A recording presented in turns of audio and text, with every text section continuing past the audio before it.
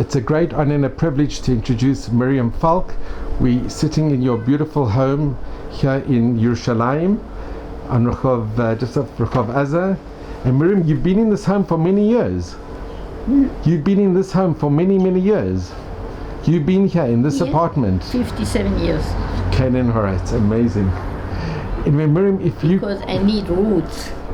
After moving so much in my life, I need roots, and to take little babies from the third generation on the same place, and to lechatel them, to put them napkins and so on the same place, and to have them eat in the same place, in the same kitchen. It's for me a thing that calms me down for after changing so much. It's wonderful. Right, so Mirjam, the first... And therefore also we took the flat here to be on a basis. And you've got a beautiful garden. I needed the garden because we had garden when we were children. When we were well off, we had always garden. And I knew if I want to have, for my children, it's very important to have garden. You know, I taught the children from the trees. We had pears. Meanwhile, the pears are not good anymore, but we had pears and shesek and other fruit. The hilchot hatluyot ba'aretz, maser and truma, and all this from our garden. Wow. Shmita and all this. Sure. I came to Israel to keep these laws, and I wanted the children to learn it directly from the bottom of their life. Wow.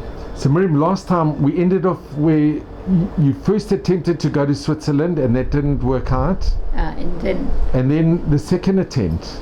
We had to be put in children's home from Rav Schneerson again. And it's a time where it went worse and worse at Schneerson. We were very, very hungry. The times were very difficult, and our parents were in hiding in different places. And then our parents let us know that we should meet on such and such a day in such a place in Lyon. And it was just before the Christmas time of the Goyim, and we had to walk far away to a bus station, and from there take a bus to come to the train station and to get the train to Lyon. But the Goyim of the surrounding were all going to shopping the presents for the Christmas tree, so we were left outside the bus. So we had to walk back to the and then in the night we took a bus and we arrived in Lyon without knowing where our parents are, and not at the time that we should have arrived. So we didn't know at all where would we meet our parents. And immediately we had Nissim. We walked on the street thinking, what can we do to find the parents? And suddenly my little brother shouted, Mutti! We said, shh, Mutti's German. Shh, Mama, Mama. And mother was on the other side of the street. What a miracle. What a nice, what a miracle. We felt HaKadosh Baruch Hu with us. Then my mother took us to a place where they were in hiding. And they told us that we were trying to get to Switzerland the next day. But this night we should all go, we children should go in a convent to be hidden. And we all said, no, we come from a Chabad home, we don't go to a convent. We are not hiding in a Goyish place, that doesn't come into question. My mother was very pleased, when on the other hand was frightened. Well, she found a place with French Jews who would take us for the night. The next day we went and we went on the train and we met a group of other people. Without speaking to them, but my mother realized with the corner of her eyes that these are the people. And we arrived again in Annemasse or Annecy, a little town on the French border. And this time everything went okay.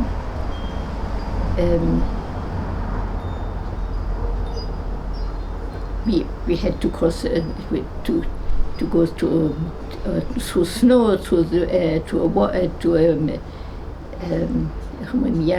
It's a field. No, a forest. A forest with trees and so on. But anyway, the main thing is not, we crossed the border, we arrived at the border, and suddenly we saw soldiers with in green uniform, and we all called Shema Israel. We thought we fell in the hands of the German, but then we realized it was Swiss letters on the. We were on the Swiss side already, so they let us in, and then they began to ask everybody his name and his age and so on, and on the spot, after half an hour, they sent back a woman, I think with somebody else together. And she began to cry, and she said, "Please let me stay with him. It's terrible to go back to France." And they said, "No, you are not old enough to be with the old. You are not young enough to be with the young. There is no way." And she began to cry. "I have no money, and I have no food cards anymore, because I gave all the food cards away." So my father, as usual, immediately said, "Wait a minute," took out of his pocket, gave her all the cards, the food cards that he still had from us, gave her to her and said, "Use them and buy food." And we were let in, and we were taken to a place in Genève, to a camp, to a big house. It was a school building. They made camps out of school buildings. And we were put over the night in a room, women, men, children all together. And we slept there overnight. And then the next morning the next day we had a meal. And at the meal we saw already that many Jews were there. They didn't talk to us, but they looked at us very suspiciously. We had the feeling that they looked in quite a different way to us. They were on one side and we were kept on the other side.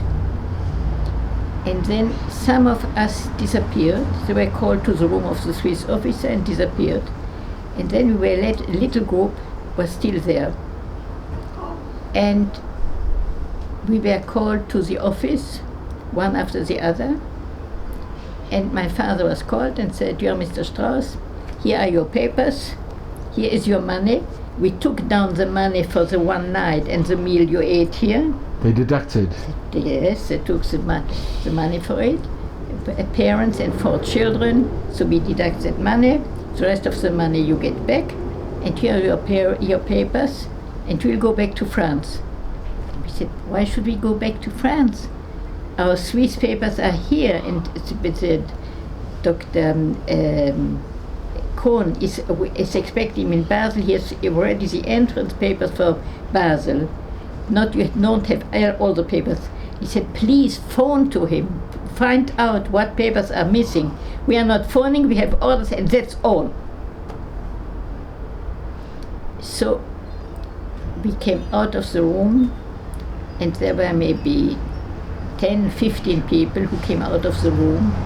All began to cry and to shout and to do all kinds of things.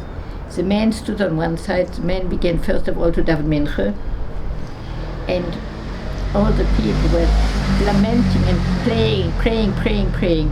And we saw our father standing like erect, like a man who believes in God. And he prayed and prayed with such fervency, and he prayed to God. And he said what Esther Malka said to Mordechai when Mordechai said, "You have to go to the king." He said,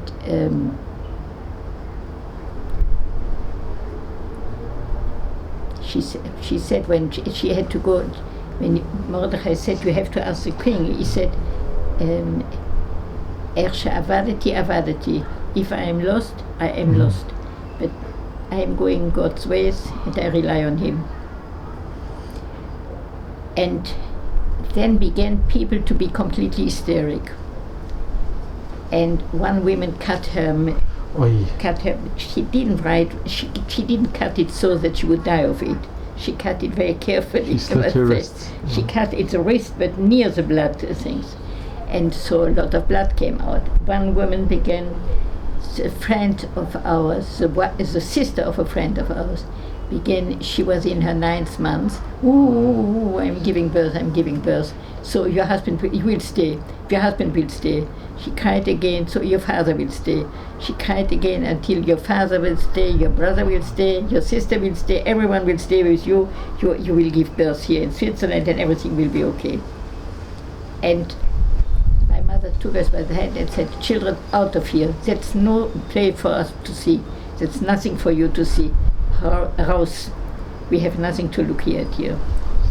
And then I said to my mother, it's disgusting how they behave. And my mother said, no, they are very clever. We are Yekkers, we don't show our feelings outside. Wow. But they know how to demonstrate, and they will get permission to stay, and we won't get permission, we'll see, that will come out. But my mother said, you don't have to look at all this. And we were outside, and I saw the little sister of this friend of ours, they were Chabadnikim. She said, Taten you. She was a girl of maybe 12 years. And she prayed so fervently, nobody's Taten you. My father. She really felt my father. And we looked at her and we thought, how marvelous, how she can daven in such a way at this moment. We are Yekkes, we don't demonstrate, we can't feel, we can't go like that. Then they waited until it was night. When it was dark, they came out, they came a car with lots of policemen around, and they put us in the car. I don't remember how many people, maybe 10, 12 people were put in the car. And before we began to ride, the chief policeman who was sitting in the car said to us, we bring you to the border, and then we let you out. You will go over the border to France, and then you try to escape. Good luck. So my mother said to us, children, you are young. When we arrive there, you run away, and you let us old parents, they were not old, they were about 50, but for us at that time, we are old and you are young. You begin to run and you let us old people alone, we will get along a little slowly, what will happen to us is not important. And I said, no, there's no question, we won't leave our parents.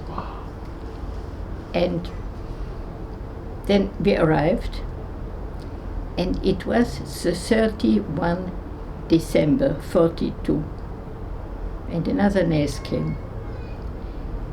It was snow, it was big high snow, December, 31 December, but it was St. Nicholas night. So our NAS was that the Germans who were guarding the frontier were going to have beer because of St. Nicholas, and stayed only French soldiers. We began to march. The parents again said, run along, and we said, no, we are not running along. And we were giving hands to children and going slowly with the parents. And suddenly I saw that Fanny was not anymore with us, my elder sister. And my father said, where is Fanny? I said, I don't know. He said, so we go around and look for her. And I went away and I looked, and suddenly I heard her call from and she said, I am here in hiding in the snow. I am 18, or nearly 18. If I fall in the hands of the German, you know what they do to beautiful girls. I don't want to that. I can't risk to be taken by them. I have to be in hiding, and I'll rejoin you later. I said, okay. And I went to Daddy and I said to him, so my father said immediately, gave me money and said, bring that to Fanny and try to explain to me where she is. She went over, he gave her a broche again, and then we went on, and then of course came policemen and arrested us, but French policemen, and they said, 1, 2, 3. But we saw 4 children. Where is the first child? We said, no, we have 3 children. But we saw 4. How is it possible? They said, no, were 3 and parents. So we had to march to quite a way, and then we arrived at a police station, and my father said to me, you have to get rid of that. He gave me the identity card of my sister. I was 15, 16, I know. There was no question. I couldn't ask anybody. I couldn't do anything. We were frightened that there would be personal... They'll search. They'll search. So I said suddenly, I must go to the toilet. I must go to the toilet. Went to the toilet, and I tore it in little pieces and put it in the toilet. So it was a long line and so on. Finally, we were put into a prison. The prison was like a cage of a lion in the zoo. It was a room from stone, and there was not a real door. It was only bars, like and there was of stone like a bed, and everything was running water from the cold. And there we had to stay overnight. Mother, father, and 3 children, so we went all together on the bed, so to try to heat each other. And in the morning, and my father said all the night, what will I say, what will I say? I'm frightened that they will ask me addresses for Jews. I don't want to give the address of any Jew. And mother said, check it. We must now sleep, we must get ready for the morning, everything will be okay, God will help. And so we tried to sleep. In the morning came the people who lived around, and they stared at us just like they stare at the lion. Nobody thought of bringing us a cup of coffee. Nobody thought of bringing a piece of bread. They saw little children. They saw everything. And no one came to help? Nothing. They just looked at us as if we were animals. It was the 1st of January. They were preparing big feasts, and we were there. Then we were taken to a judge by car, and of course we all spoke French. We have been living in France and in Belgium. So the judge sits there and we sit opposite to him, and the judge takes a telephone and says to his wife, yes, I'm sorry. There is here a group of parents and children who crossed the border, and I have to make the judgment now. Prepare a good meal, and cook this and cook this and cook this, and all our guests are expected, and make them wait a little bit. I will finish with these people, and then I come home for the meal. Nobody thought of that. We didn't get nothing near to drink, not a drop of water, nothing, anything. And he didn't think of what an impact it has on us to hear this conversation, yes, to prepare the big meal and to put us. Then he gave the judgment.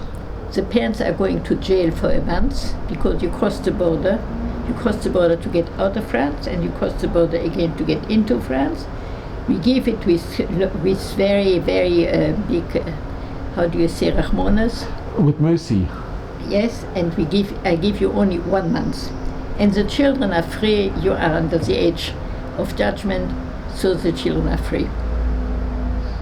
So my father did a very clever thing, like usually. He never lost his temper. He never lost his judgment.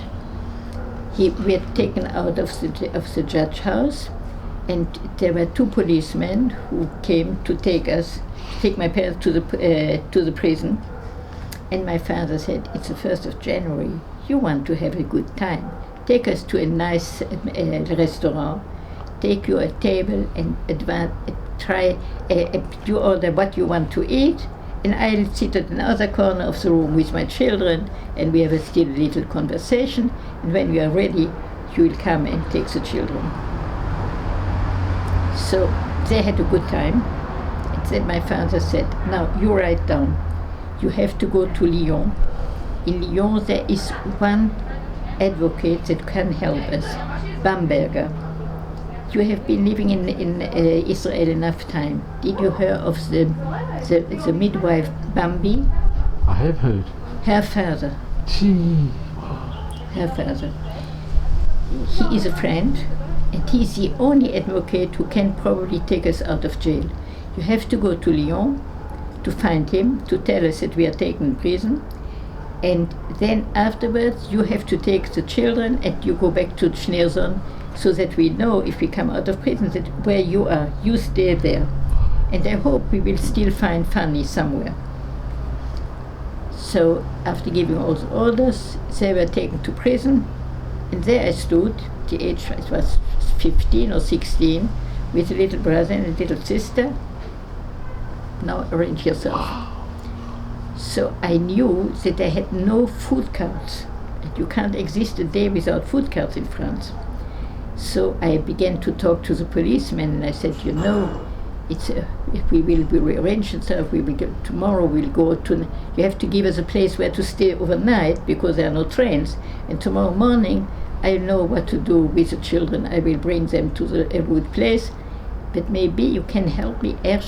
What will I do with food cards? So they had pity on me, and they went they stole food cards from the Bürgermeister. They went in the office, they were policemen, and they went into the office and took 2 or 3 cards, food cards, wrote other names on it. It's from the mayor's... From the mayor, and brought me that. And the next morning, I don't know how I managed, I don't know, I bet that I know I arrived in Lyon. And I thought, what will I do in Lyon? And then I remembered I had one address where a Jewish place is where you could always meet Jews. I come there, and who sits there? My sister Fanny. That's another miracle. Where do you come? And she said, where are the parents? I said, in prison. She began to cry terribly. She said, well, I was the whole night in a convent. There is a big convent there. When I saw the police take you, and I was in a convent, and I thought that after some time, she didn't see the police. She saw the convent and went into that building. And in the middle of the night, she heard the big gate once more open. So she hoped that it was us who were entering the gate, the same gate. So she was amazed not to find us in the morning. And then the next day, the people of the convent said, you can't stay here. It's too near to the border, and police might look for you here. You have to go away. And my sister crossed behind the lines of the war from one place to another, and it's Hakomer. The priest. The priest. And the priest of the different places gave always paper to get to the priest of the next place. So they helped her. The priest helped her. They helped. And they were partisan probably. And so she worked for hours every day until she came to Lyon, because she should not be seen in the surrounding near the border. So she had to get away from the border into the country more, all alone, a young girl. But she managed. And then when we were in Lyon, I went to, my sister said, I met yesterday Bamberger. I knew immediately Bamberger would make the run. I told him, he began to cry when he heard that father's in prison. And he went already to see the parents. He brought them food and clothes, and go in and speak to him. And he said, your parents look well, your father is with a man, your mother is with women, and I try my best, and you go now to the children's home. We went to the children's home, and then Rabbi Schneerson said, I'm very sorry, Mirjam. You destroyed the identity card of your sister. It was a false paper, but it was I can't keep her without identity. I'm sorry, Fanny, you can't stay with us, because without identity cards, I can't renew the food cards, and without food cards, I can't keep you. We are hungry enough so. So my sister had to look for a new place to hide. So my sister went through all kinds of difficult positions, and my younger brother and sister and we stayed in the home. My sister finally, with an advocate and other very good friends, made a big thing, and they got, I think, on the last day of the month, they got what they needed to get my parents out of prison was a permission to stay in one part of France, permis de séjour, and to get this paper was in a little place where parents of good friends were staying. They spoke to the rabbi of the place. The rabbi spoke to the priest. The priest and the rabbi together went to the mayor. Wow. And they finally arranged the paper. The paper came, I think, on the 29th day of the stay of my parents in prison. Because if there wouldn't be no paper after the 30 days, we don't know what would happen to the parents. What another miracle. All were miracles. So the parents got the paper and they went out. When my parents should come out of prison, my father had gangrene in his foot. You're a doctor, so you know what is gangrene. Because my father was a big estate, and for 30 days they didn't take out their clothes, they didn't get washed, they didn't get water on their feet. And my father, from malnutrition and dirt, got gangrene. So they took my father to an hospital, and they wanted to take out his foot. So my mother was already freed, and my father was still in hospital. My mother went to the Jewish community living around and asked what to do, and they said, take him out of prison. First of all, don't let him be operated there. My mother went to hospital, brought him clothes, took him to a room. I think it was one of the rooms of the operation, the department of the operations, and got him dressed there. And then they began to go out of hospital, and at the gate, the ward said, "You look familiar. Haven't you seen you before?" He said, "Yes, of course, when I came in to visit." Wow. And that's all. And out they went of hospital. And he could walk? Until his last day. My father died at the age of 78. They went to a Jewish doctor. The Jewish doctor gave calmants and you don't need to take a leg off. You can heal gangrene sometimes. It depends on what maybe it was in the very early stages. It could have been in the very early stages. It's different. I mean, I saw amputation from gangrene in hospital, but sometimes if it's the gangrene, it's not terrible. And if you look after it with very good ointments and good food, also, and clean and hygiene and so and all together. So then began a new time. My parents were in hiding and went, first of all, my father was saved from the operation. Thank God. And we were in the children's home. In the children's home it went worse and worse and worse. But the frightening thing was whenever a letter would arrive from my parents, I knew that they were leaving the moment they wrote the letter. But I never knew, are they still living today? Are they still free today? It was very, very tough time, and it took. It was the 1st of January. It took us until. Then there was Pesach, and we made the matzahs for the surrounding. It's amazing that you made with the flour and that you made matzah under such circumstances. It was. I told it in shortage because we were living in a house where the Rav Schneerson bought the fields and the house. And in the fields he put the yeshiva boys as if it was a harshara preparation or something to plant immediately the chita. The wheat for the wheat. And he thought already of Pesach. Amazing. It's unbelievable. It was in November. So the boys planted the wheat. And then came Purim, and on Purim came the first ratio. the police came and took Rezi, one of the best friends of the best boys. The police took him. And the rabbi then came the police. When the police came to try to take boys, we were standing there in the room. There were big windows, and we were standing there, a few girls, 15, 16 years old, and we saw policemen coming, and we called to the Jewish boys, run away. And the boys ran away from the windows to the fields far away. But they still had the occasion of taking one.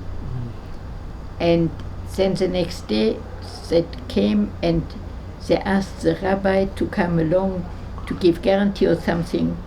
And the rabbi said, I won't leave the office of the police before you free this boy. It's him or me. And they freed him?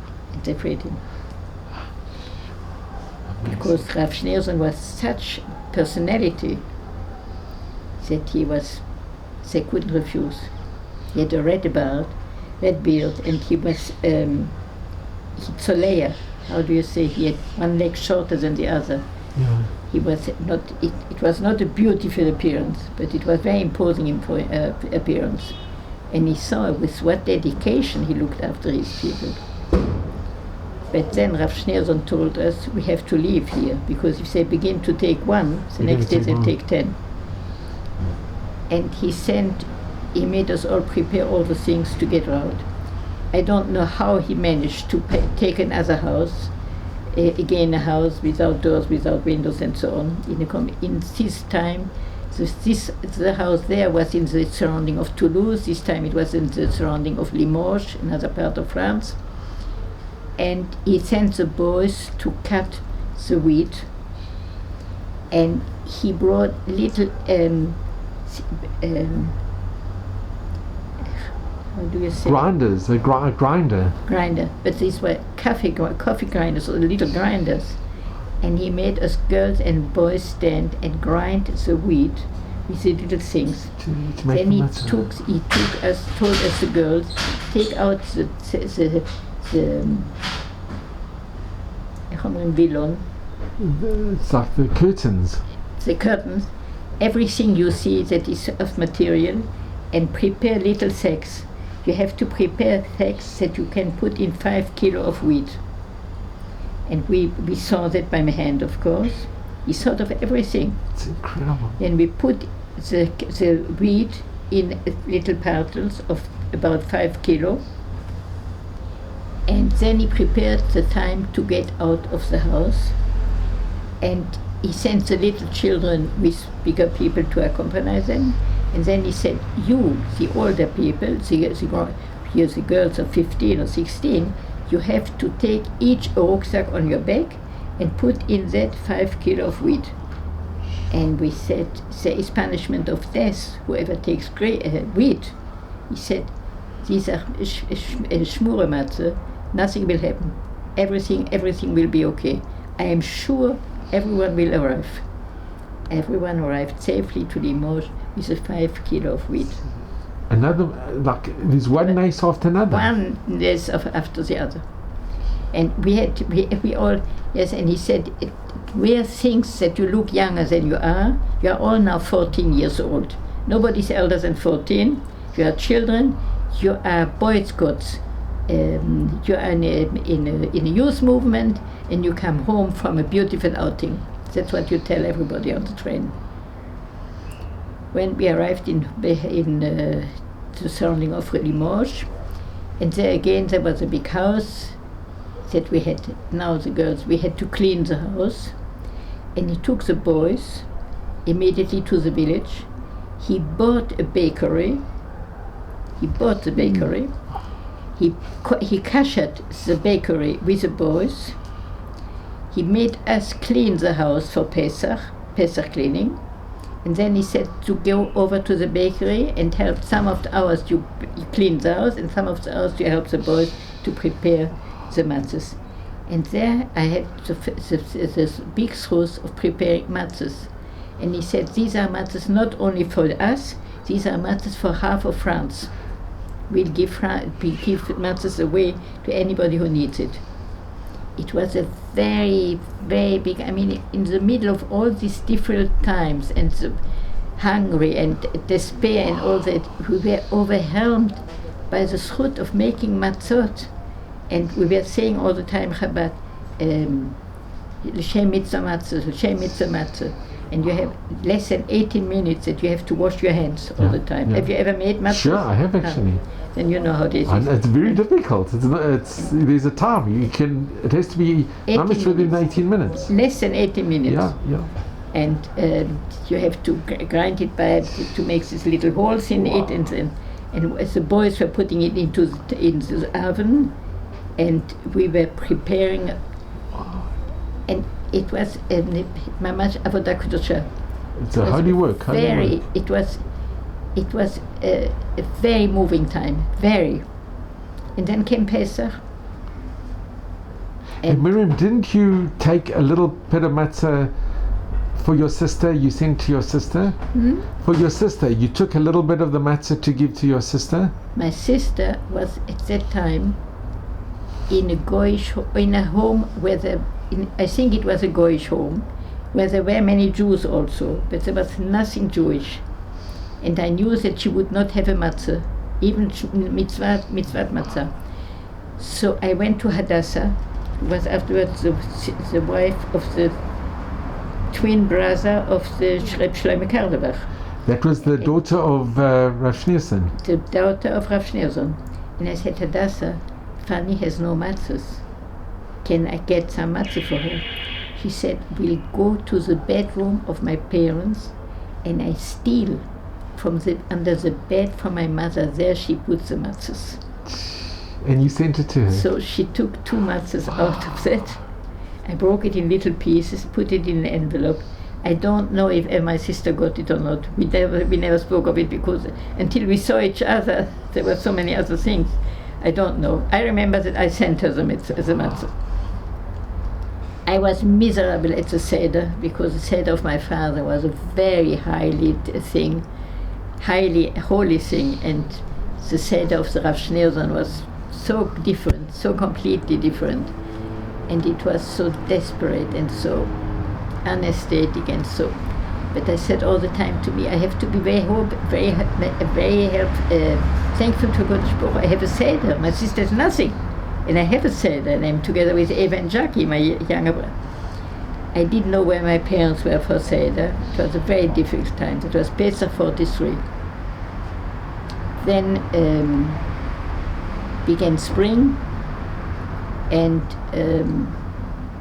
I was sitting, there was a kind of garden outside, not looked well after, but it was a green place, and I was lying under a tree, and an insect bit me something in my leg, and I got a terrible infection.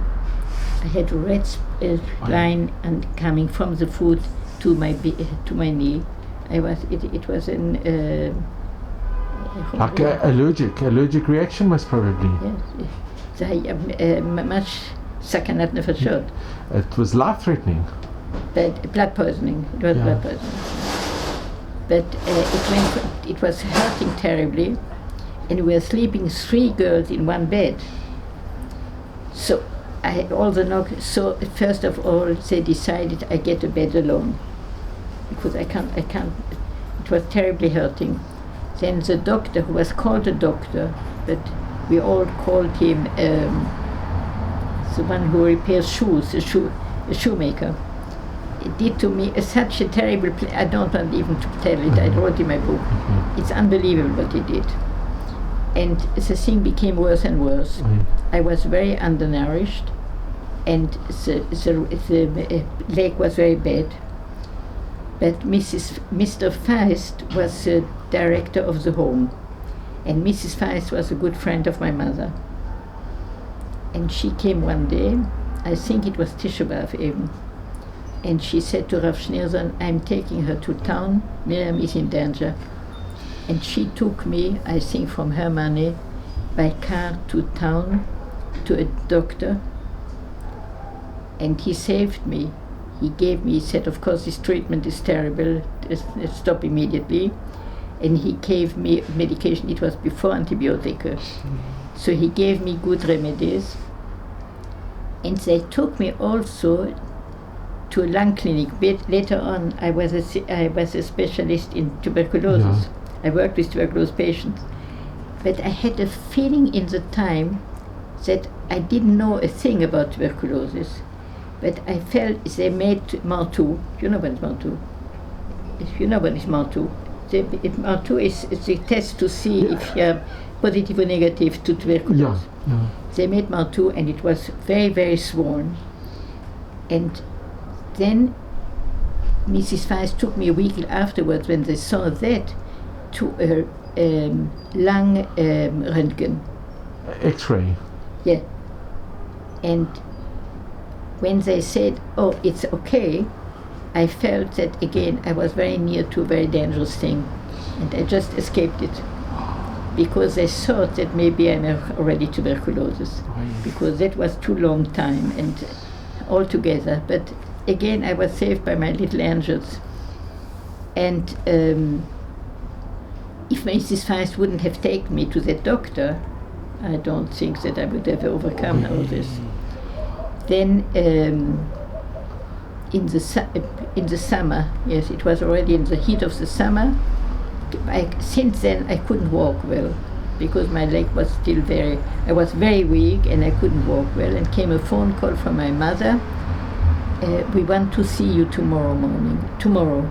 Can you all come? We are staying in Nice now. We knew that they were in Nice because they hoped that the Italian soldiers would go back to Italy and take with them the Jews. We were in Nice and we want to see all the children. They didn't say anything why. And I said, Mother, I have something on my leg. I can't walk. I'm not in a situation to come to Nice. I can send Eva and Jackie. And what is funny? She said, Fanny is already coming, and we need to see you all. And I said, I can't. So my mother said, okay, send Eva and Jackie. And I tell you the truth, we want to make an outing to go to Tante, the mother of Mrs. Kohn, who lives in Switzerland. So we go to Tante Martha to visit Tante Martha together. We thought of visiting Tante Martha with you. I said, that's very good. But then she began to cry and she said, but these people here want us to go to Tante Martha alone. And I said, they must know what they do. And she said, we don't want to go to Tante Martha alone.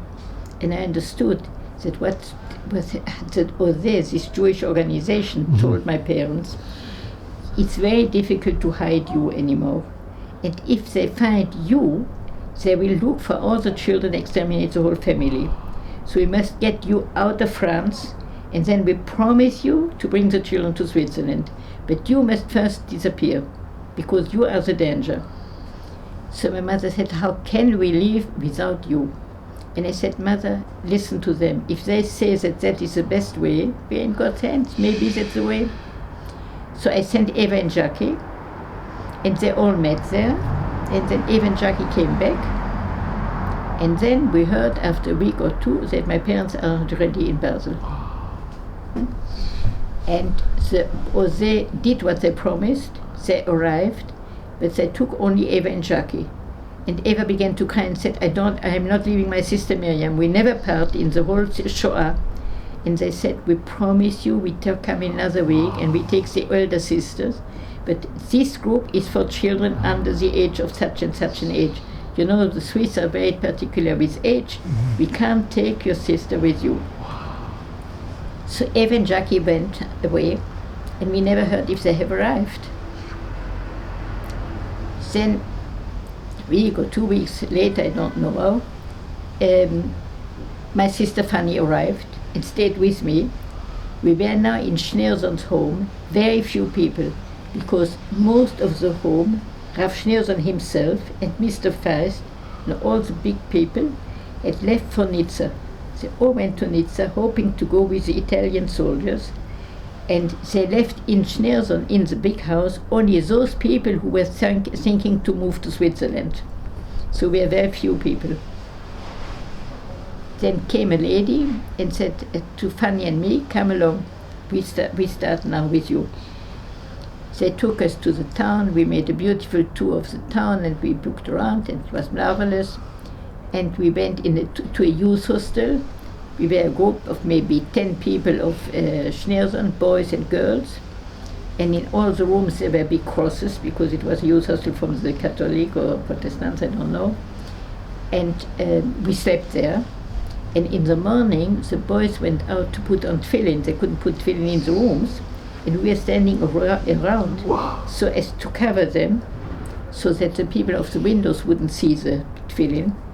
And suddenly we heard shooting in the street. The moment we heard shooting, the boys took out the tefillin and put everything back immediately. We arranged our things. We understood we are in danger. We don't know what, but there is danger again. And suddenly appeared a woman whom we didn't know, white like the door. He said, the Italians have declared war on the Germans. They have changed side in the war this night. And that now there is shooting between German and Italian soldiers in the street. Nobody is allowed to go around. And I knew that your children are still here and that you have to be taken out of this youth hostel immediately. So I went.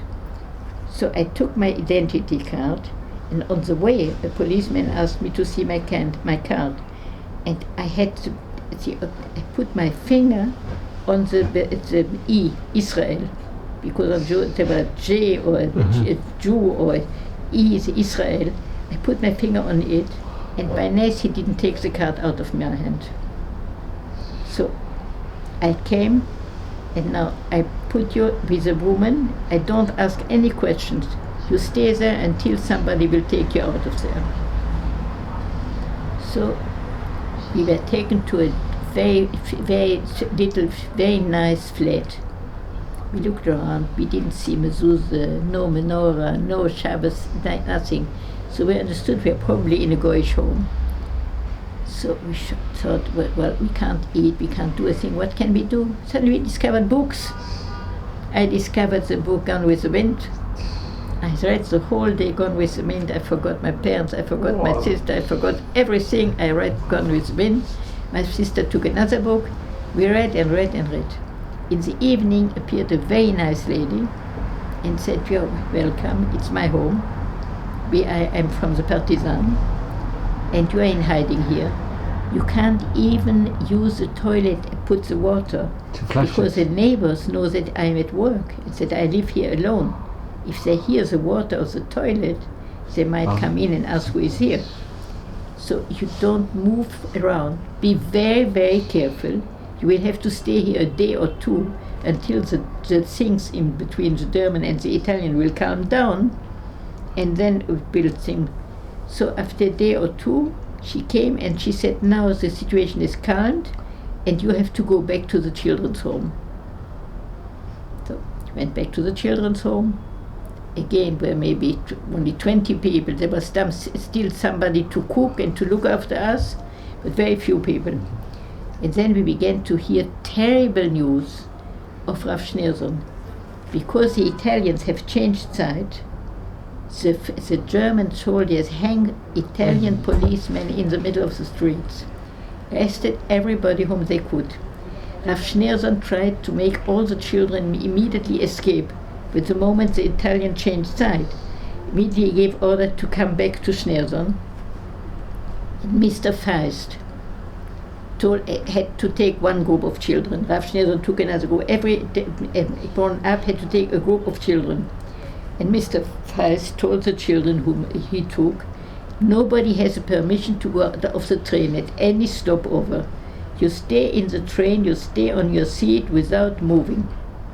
And at one of the stops, one of the boys went out. And Mr. Feist saw the boy went out, and he knew if he goes out to look, if he doesn't go to look for him, the boy will be lost. But if he doesn't go, if he goes, he risks his life. He risked his life and paid his life. He went out, the German soldier arrested him, took out his pants, so he's a Jew, he's a Brit Mila, took him away, And he never came back. Never came back. Never.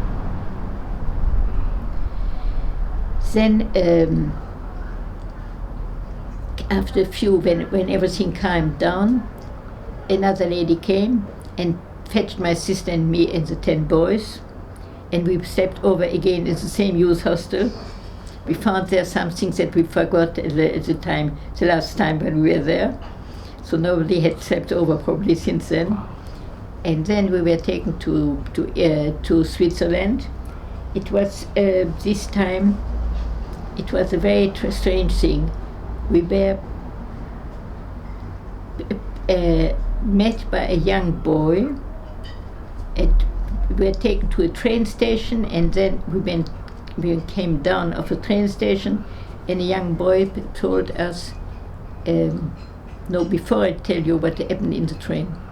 We were put into a train, and we were told that on the train we'll stop a second somewhere, and there we have to slump down from the train. And while we were in the train in a compartment, my sister and me, it may be six or seven children, younger children.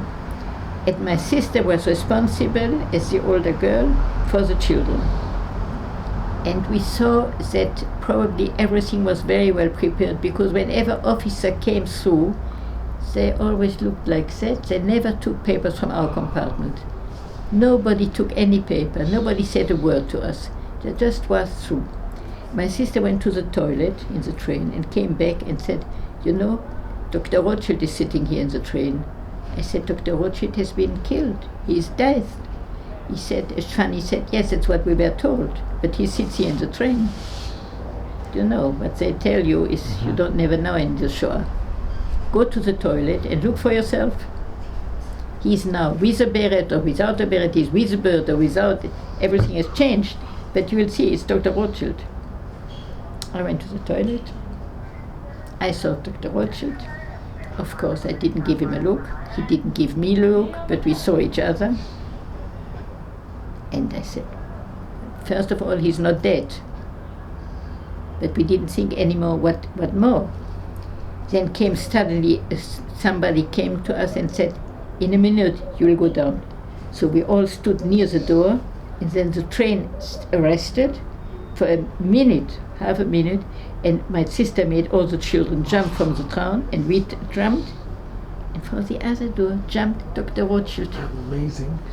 Now, Dr. Rothschild was a German Jew from Germany who, like us, came to Belgium. He came a few years later after us, and his children, he has also a Mirjam and a Eva, were sitting in shul, in the same Eisenmann shul next to us.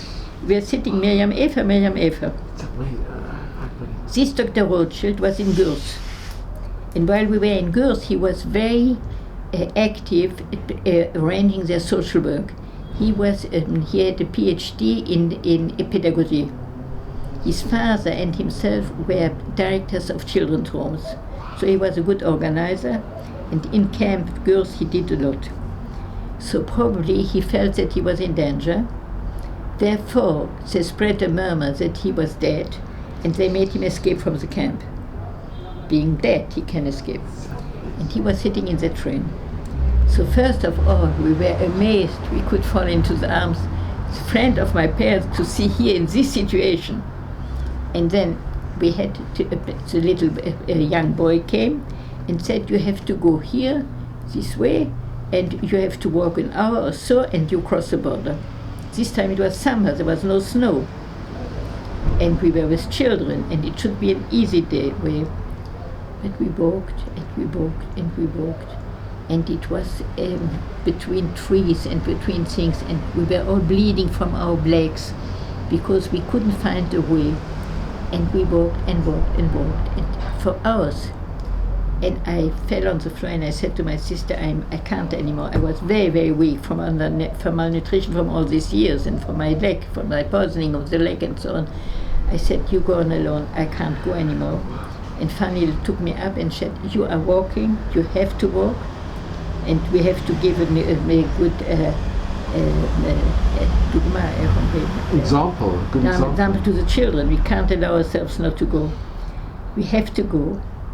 And then suddenly Dr. Rothschild took my sister apart and said, we are the only grown-ups. I missed her.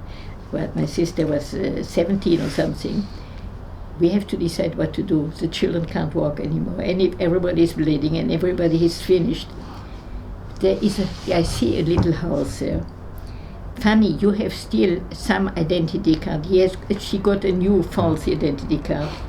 Go to that house and find out where we are and try to tell the truth to ask how we get over the border, because otherwise we are lost.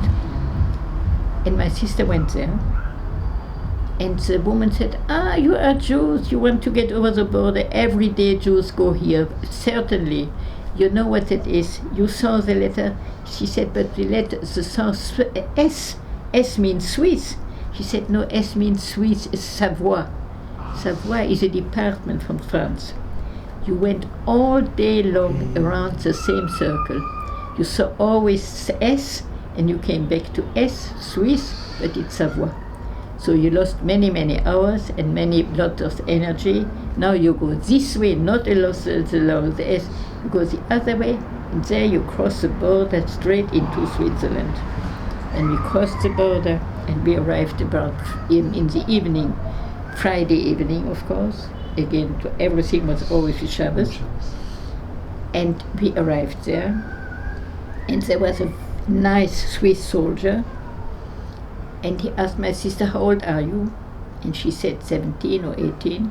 And he said, then I have to send you back. And she began to plead, because I tell the truth, I'm not a liar, you'll send me back. Tell me how wonderful it is that I'm not a liar, and how can you do that, and so on. And then I said, wait, just a minute. My parents live in Basel.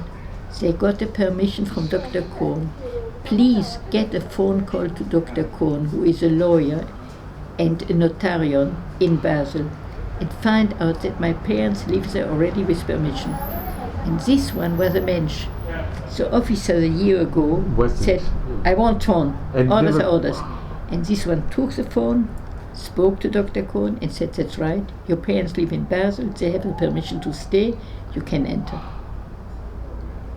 And we entered still.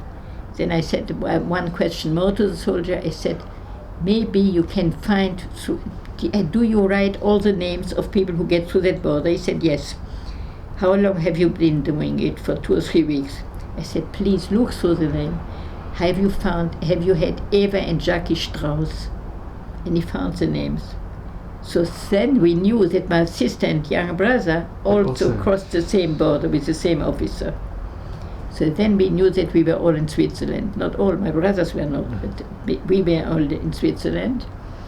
And we came to a kind of school building, a kind of camp. The Swiss police took you. They took you to the camp. It was, I don't know if it was the same place or not. Again, a place where there were women and men and children all together. But we knew we were into Switzerland. And this time, my parents, my brother, my sister, and my sister, elder sister, and me were all in. And this time, we understood we will not be sent out. There we stayed for a few weeks. It was September, so came the Yamim Tovim. And this was in Geneva? We were in Geneva, and we were in that place, and every day we saw new people arriving. And suddenly we saw Mrs. Feist arrive. Mrs. Feist with a son and a daughter, without husband. We didn't yet know about what happened. But whoever arrived without meant very... And we ran over to Mrs. Feist and the children, and we didn't need to ask, we just stood there. And they said, you know what happened to my husband? You ran after the child.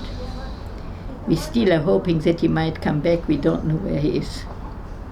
He never came back.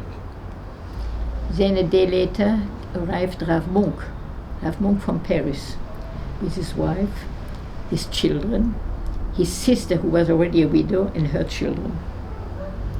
And the house was full of Jews, and Goyim also. There were Yugoslavian Goyim, and there were some Italian Goyim, but most were Jews, but not all.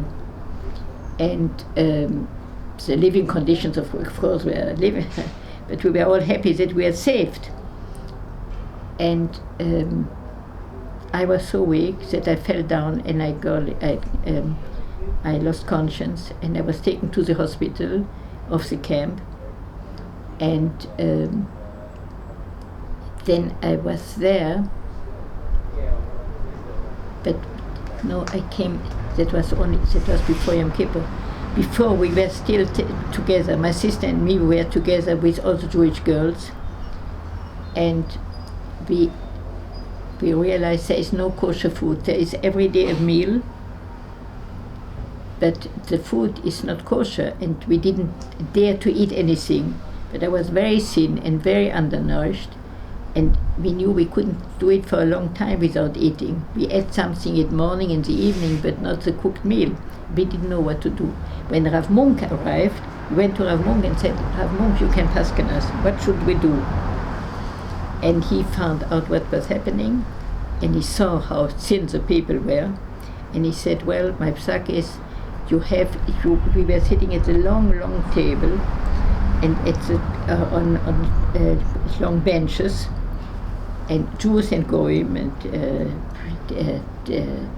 women, men, children, all together. And then came somebody of the kitchen and would get out the plate with food, some cooked food, some kind of soup. And he said, the first one who sees if there is meat in the soup gives a sign to the other Jews on the table, today we are not eating. If you don't see meat, eat, because you have to eat. I don't think that he ate, but that's the psak he gave us. And he said, that is the psak halacha, you eat. And one day I was sitting very high on the table, and I saw meat.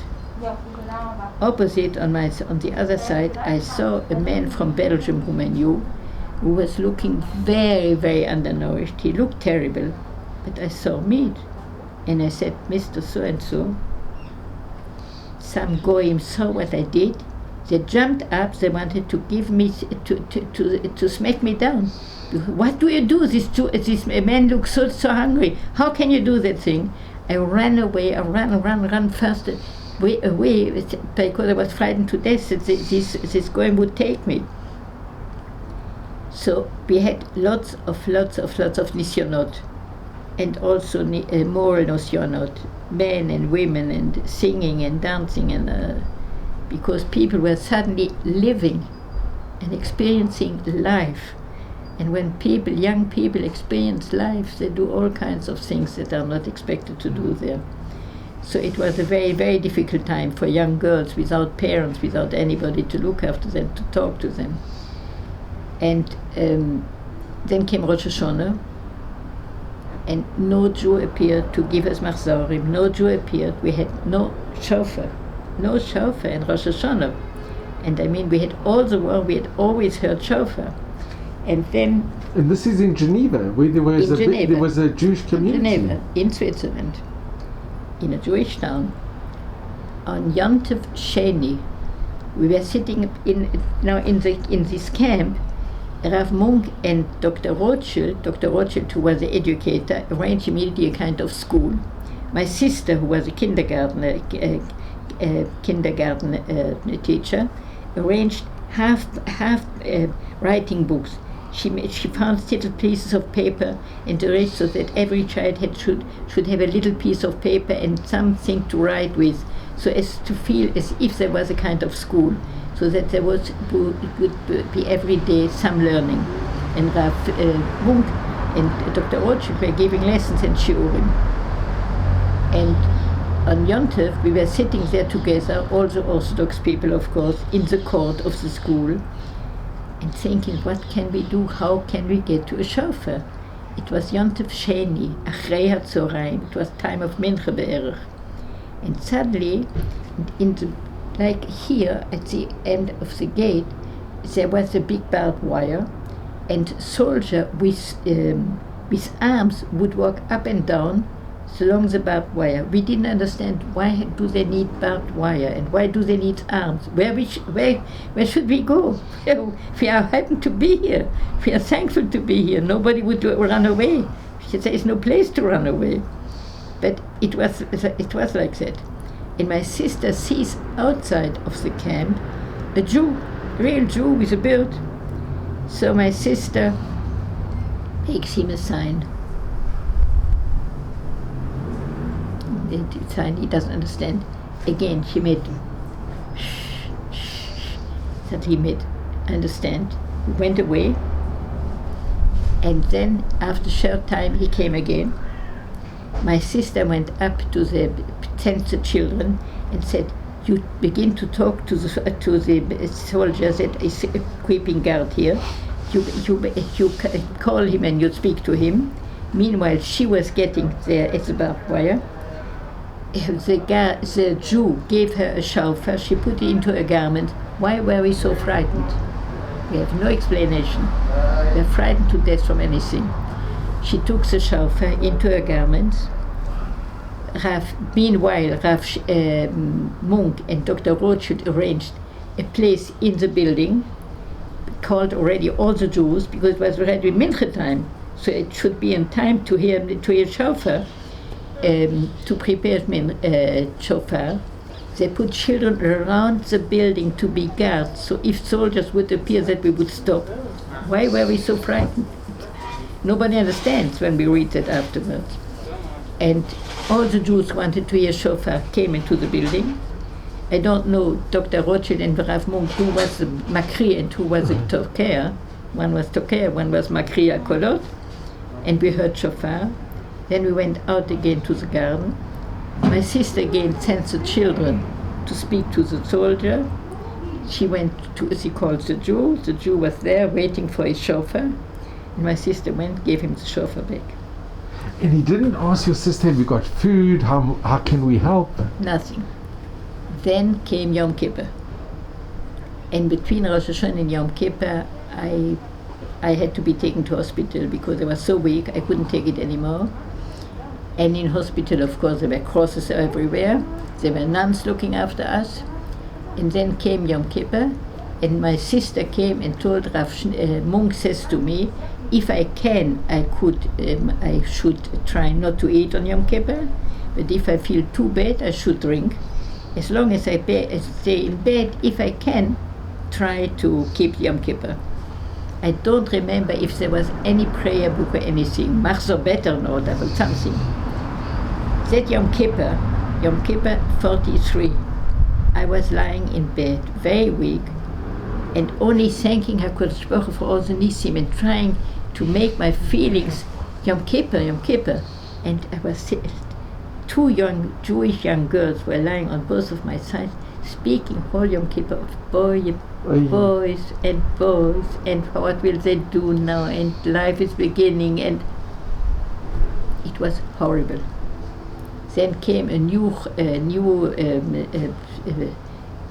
somebody who was ill, and the nuns came to the room and said, "Mirjam, you get out of bed." And I said, I'm very weak and I'm not eating because it's our fast day. Maybe somebody else could have. No, I told you to get out of bed. So I got out of bed and I was put in an armchair. And after Sof Yom Kippur came my sister, brought me something to eat, and the nun said to her, "Take her out." And I began to walk with my sister along the the corridor, and I fell down again. I was too big. I couldn't make it. And the door was opened, and I saw a beautiful room, and there was a bed, and I was put in that bed. I saw, what a nice, wonderful. But then I discovered that I was in the room of the war of the director of the camp. Wow. Gee. A young girl, 15 or 16. I understood because I had read many French romanim, so I understood what happened to me. So I had always to go out of the room at certain hours. But what was the terrible thing was that men were standing in near that room, and they thought probably that whatever comes out of that room is something. So it was some horrible days for me. It was a beautiful room and a bed, real bed. I didn't have a bed for many time, but I pleaded with my daughter and my sister as soon as I have core, take me over to the straw where all the Jewish girls are. Wow. Then I went back to the other girls, and finally we could meet our younger brother and younger sister, and we could meet our parents, and they put us to Pensionnat Asher. It's a very good children's home. And you went to Basel? Your parents were in Basel? No, we didn't go to Basel. My parents sent us to Bélébin, to the children's home. We were taken by you couldn't walk, you were not allowed by the police to go wherever you wanted. Okay. Can I just ask you? Where you had a permission to stay. The Swiss were very strict with the Jews. When you went to see your parents, you write in your book that that you went with your parents to Shul. I think it was in Basel. My father was in 1914. My father was in Paris, and the night before the war started, it was Shabbos. It was Friday evening, and after the davening, the rabbi called my father and said, "You have to take tomorrow morning a train and to go out of France." And my father said, "Shabbos? What do you mean?" He said, "Pikuach nefesh doche Shabbat." Yeah. And he said, "Why?" He said, "Because the war is starting tomorrow or the day after tomorrow. If the war starts tomorrow, then you are lost. You have to get out of France." So my father looked up how is the best way to get out of France, the shortest way to cross the border, and to have some Jewish stopover. And he found that the Jewish children's home that he knew of it would be on the way. So he arrived at that home, and he left at the train station his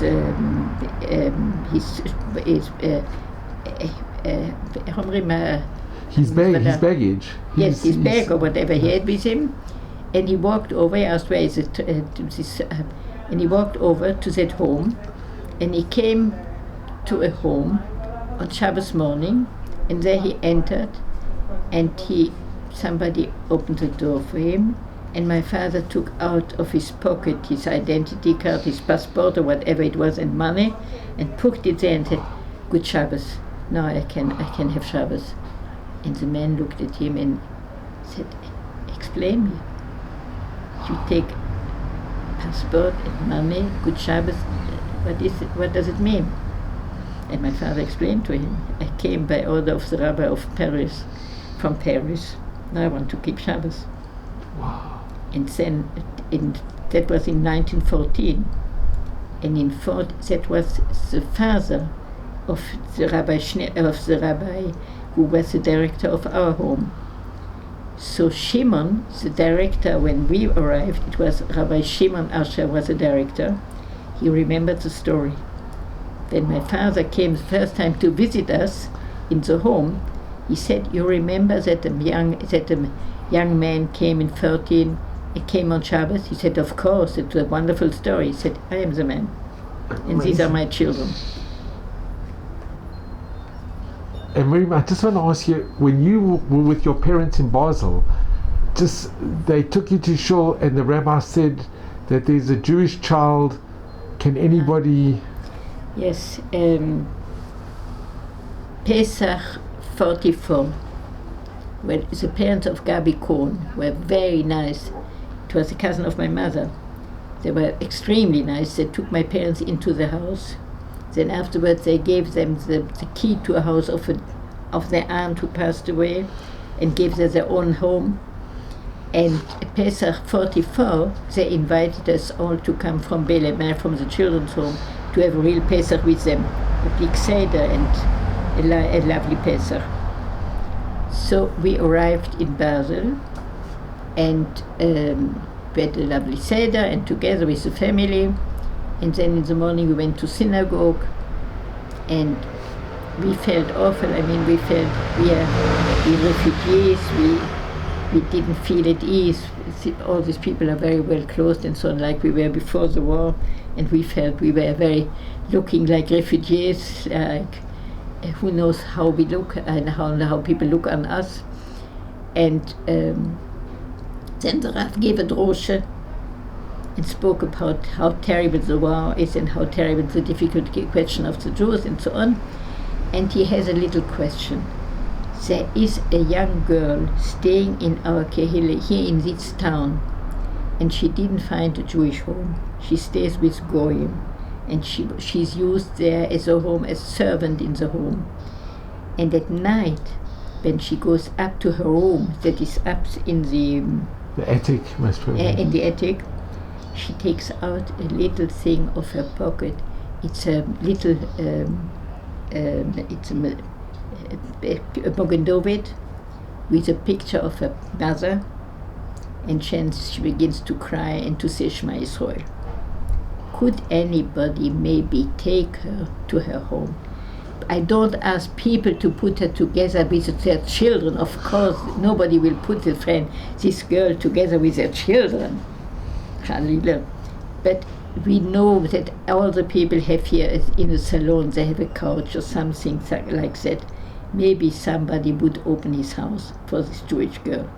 And all the people looked down. Nobody put up his hand. Nobody said a word. And you remember this? Yeah, it was in Basel in 1944. And I was amazed. It was a terrible feeling for us.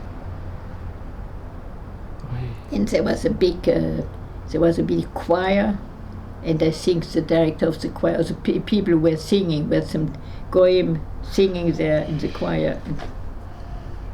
We usually used to prayers from Chabad and from Shimon Ash and from all these places. It was, we felt that it's a complete different world.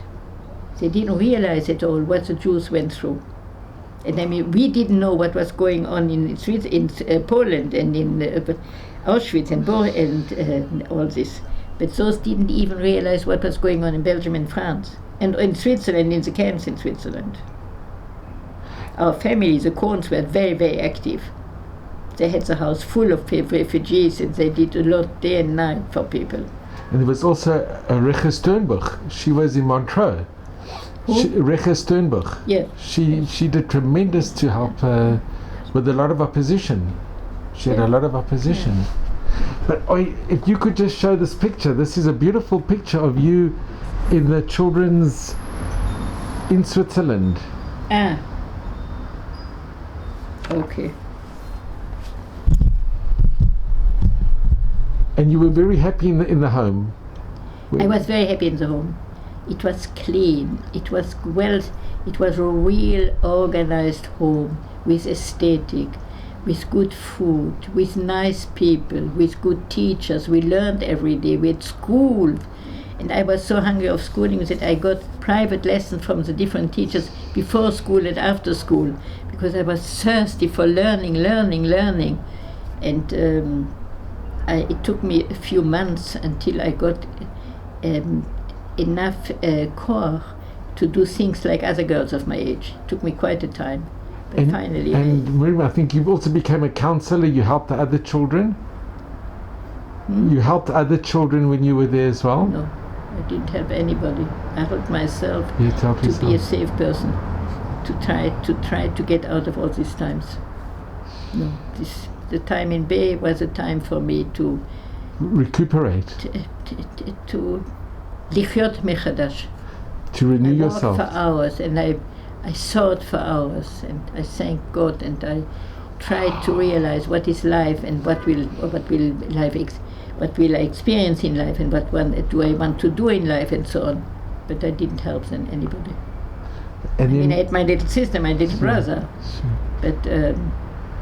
but then Mirjam, that was the time that people were looking after me, not I was looking after them. And then when the war ended, you had to leave, and you decided you're not going. Your parents went back to Belgium, but when the war ended, When the war ended, the Swiss said that those refugees had to go. I am not I know, about but that. you then decided you coming to Eretz Israel. You coming to Israel. That afterward, but here that is still in Belebe. Miriam, thank you so much. I must tell you, Mirjam, your story, your life is one nace after another. You are one of the most amazing, courageous ladies I've ever met, and it's just the greatest good to meet you and to hear your story. Bemet Tadarava, Mirjam, from the bottom of my heart. Bemet Tadarava. I had wonderful parents, and because of the parents, we had that kind of life. And when I said to my brother, my elder brother is nearly 98, learning every day an hour at least to prepare himself for the Chevruta who comes. He'll be Erev Rosh Hashanah Yirtzeh Hashem 98, clear as water, up to date in everything, trying to take a walk every day if somebody's there from the family to help me go him along. And I said to my brother, we seem to have very good gainim. He said, gains? We have schut overs. It's not the genes, it's you've got the merit of your parents and your grandparents and your family. And the education of my parents. I wrote the book to tell the education my parents gave us. And this is the book. Because it's the values my parents gave us in the Holocaust are just unimaginable and unthinkable. That they kept such values during the worst times. My father, who was such an aesthetic, well-to-do man, was 5 years in the same suit, was 5 years in all these things. We were all hungry, we were all run down and so on. And my father and my mother never lost a thing, a little thing of their values. No change at all in the values. And no change in the education. Well, Mirjam, I know that your parents are so proud of you and your siblings, and Baruch Hashem, look what you've achieved. Baruch Hashem. Harbe nisim. Only miracles, and only more miracles in the future. And I was very thankful also. I experienced also through my parents, directly or indirectly, Chassidut, Iznaglut, Shimon Asher learned in Telch, that is literary way. It's the Musar, the Musar movement as well, the Musar. So he experienced that. Rav Schneerson was Chabad, the Jewish Orthodox way of Rav Hirsch at home. So I had all the different things to look for my life, that I could decide what I want to be in life. And finally, I got a husband who also was educated on Rav Shimshon Raphael Hirsch. And your husband, very, very choshva, the very important Falk family. Also. So I was very, very lucky. And Mirjam, if I could just ask you the last thing, what message would you give? What message could you give? What message? What message would you give to the future generations? What I give to the What message could you give? What advice would you give? First of all, never to give up hope. HaKadosh Baruch Hu is with us, and HaKadosh Baruch Hu will help us through. And HaKadosh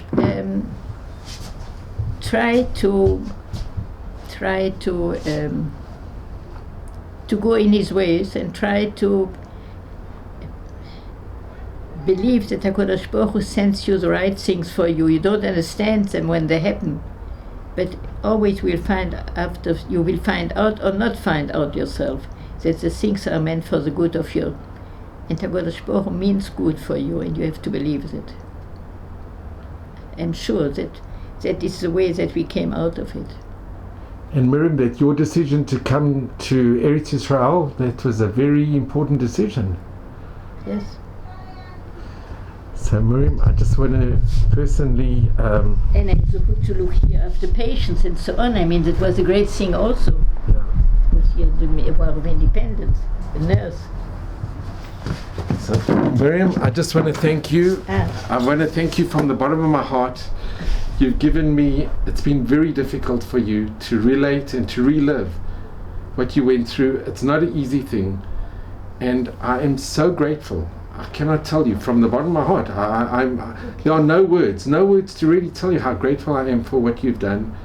And it's been the greatest honor and privilege, really.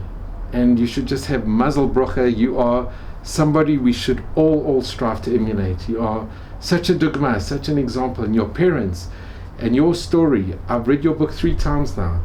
And every time, there are so many gems in that book. And so many nisim, and you see your emunah, your faith. If we could have 1% of the faith that you have, it's unbelievable. You're such a courageous and an incredible person, Mirjam. And I'm so grateful that I've had the honor to meet you. Toda rabba. And Mirjam, you should just have mazel brocha from your dear family, and only gesund, and Baruch Hashem, your brother, Admei V'Esrim, but really Admei V'Esrim, and you should just have all Hashem's blessings that you so deserve. Toda rabba. All the best to you and your family. Thank you, Mirjam.